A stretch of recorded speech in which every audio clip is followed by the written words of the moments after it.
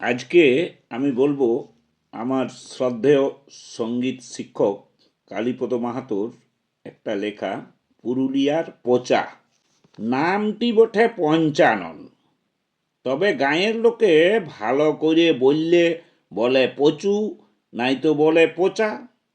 বাপে মায়ে বড় সাধ করে নাম রেখেছিল পঞ্চানন, ভেবেছিল হবে শিবের মতন।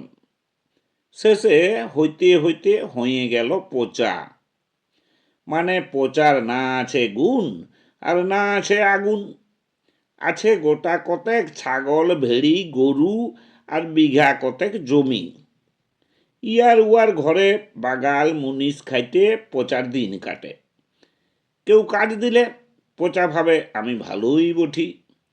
একবার পচা গেল পুরুলিয়ার কাছে রাঘবপুরের কার্তিক বাবুর ঘর কাজের লেগে। কার্তিক বাবু বলল, তোর নাম তো কি বটে? পচা মনে মনে ভাবিল, পুরুলিয়ার কাছে রাঘবপুর, টাউন বটে, ভালো করে বলতে হবে। পচা বলল, পঞ্চানন। শুনে মনে মনে কার্তিকবাবু ভাবিল, পঞ্চানন তো শিবের নাম, তবে তো আমার বাপ হয়ে যাবে।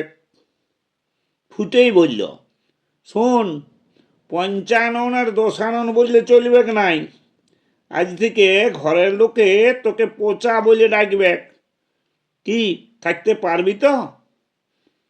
পচা বলল, কেনে পারব নাই বাবু, পচাই বলো আর বুচাই বলো, আমার কাজ পাইলেই হইল।